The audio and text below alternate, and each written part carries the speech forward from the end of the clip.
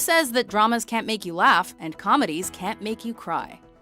I killed a little boy.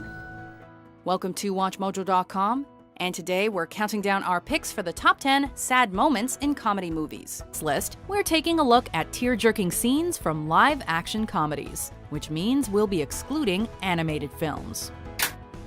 Number 10, Best Worst Day, City Slickers. All right, what is the best day of your life? Sometimes men need to escape the pressures of work and family to discover the one thing that's most important. I'm 7 years old and my dad takes me to Yankee Stadium. The trio in City Slickers puts everything into perspective as they look back on the best and worst days of their lives. Sat there the whole game next to my dad. Taught me how to keep score. Mickey hit one out. This leads to a philosophical discussion about childhood, marriage, and optimism versus pessimism. All right, what was the worst day? The emotional highlight is when Ed opens up about his deadbeat father and the day he stepped up as man of the house. I'll take care of my mother and my sister. We don't need you anymore. And he made like he was going to hit me, but I didn't budge. It was both the best and the worst day of his life. But I took care of my mother and my sister from that day on. Number 9, Gary and Andy fight, The World's End. You let me down, man. You were Gary King. Gary fucking King. I would have followed you to the end. There comes a point in every person's life when they peak. For Gary King, his crowning achievement was almost completing the Golden Mile. We are here to get annihilated. Now a middle-aged drunk, he attempts to recreate that glorious night with his reluctant friends. It's like deja vu. The tragic nature behind his motivations comes into full view as they reach the final bar, and Andy discovers bandages on Gary's wrists. Every moment since their initial pub crawl has been downhill for Gary. It never got better than that night. That was supposed to be the beginning of my life. By finishing his drink, however, maybe he can start fresh as the world literally ends. You don't need to do this, Gary. Yeah, I do. Number 8, Dwayne breaks his silence, Little Miss Sunshine. You can't fly jets if you're colorblind. The brooding Dwayne has one dream, to fly away from his parents in a U.S. Air Force jet. He's going to join the Air Force Academy, become a test pilot, and he's taken a vow of silence until he reaches that goal. His dream is shot down, though, when he realizes he's colorblind and cannot be a pilot. Dwayne, I think you might be colorblind. Crushed, Dwayne at last breaks his self-inflicted vow of silence and takes his anger out on everyone else. Get him to pull over, please! Richard, pull over the car! It's all right, we're pulling over! I'm pulling over! With his family now at a loss for words, the Hoovers are left at a crossroads.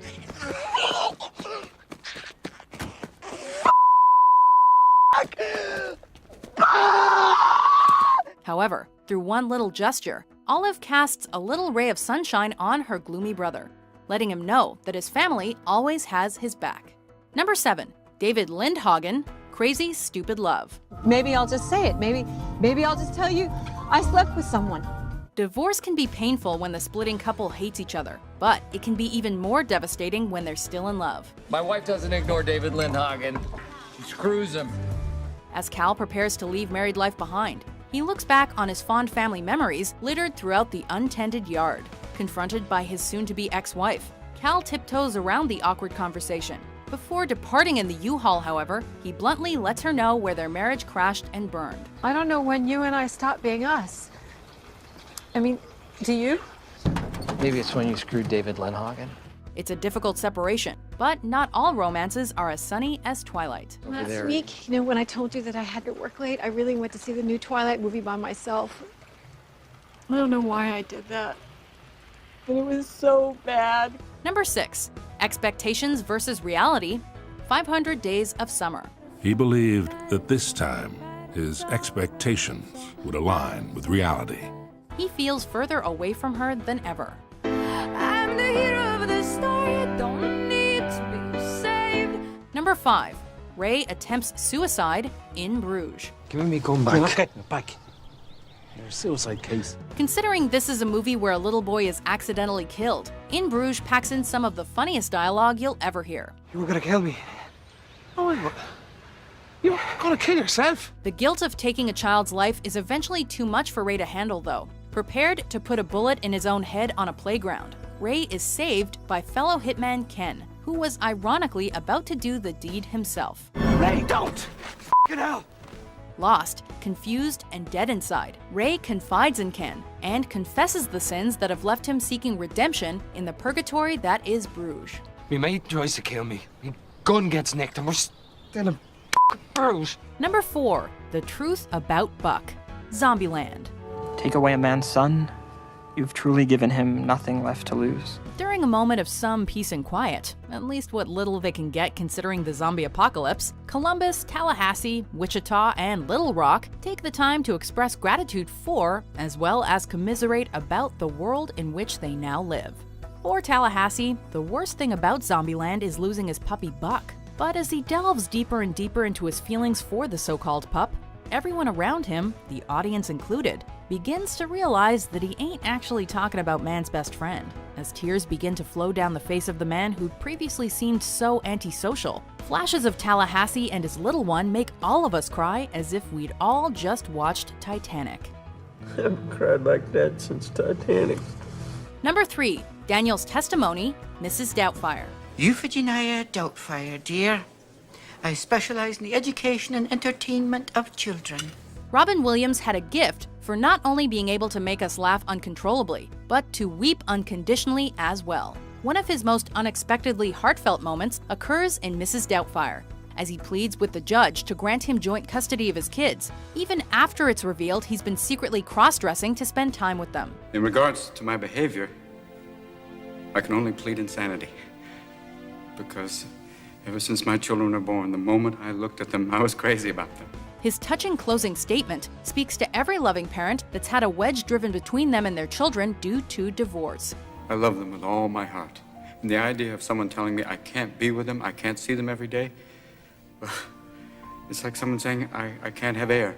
The scene only becomes more overwhelming when the judge deems him an unfit parent regardless, leaving the courtroom and the theater flooded with tears. Is this court's decision to award full custody to Mrs. Hillard? Oh, God, no, sir, please.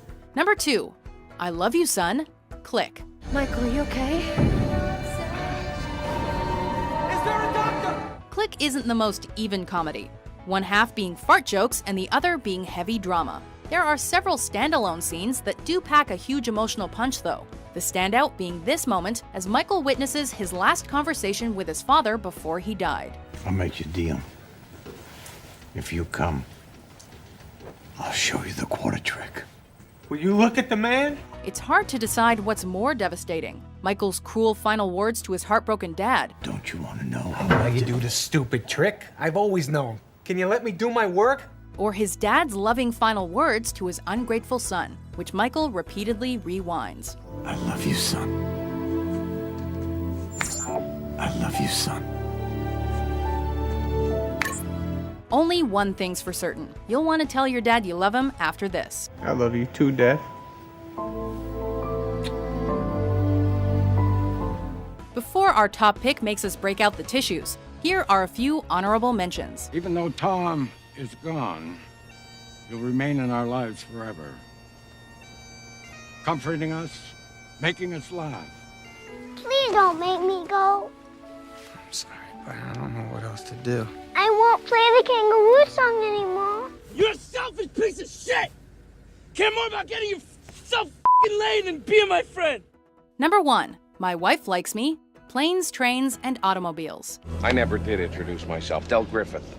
Del Griffith comes off as so, well, annoying in the beginning of Planes, Trains, and Automobiles that it's not surprising when fellow traveler Neil blows up at him. I mean, didn't you notice on the plane when you started talking, eventually I started reading the vomit bag? What is surprising is how Del counters Neil's tirade of insults, demonstrating the virtue of liking oneself and being oneself. I'm not changing. I like me. My wife likes me. My customers like me. Because I'm the real article. What you see is what you get.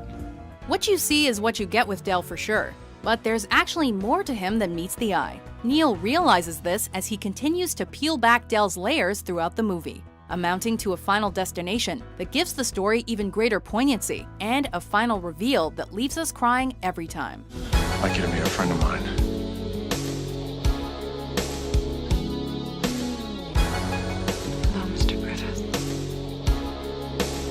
call Mrs. Page.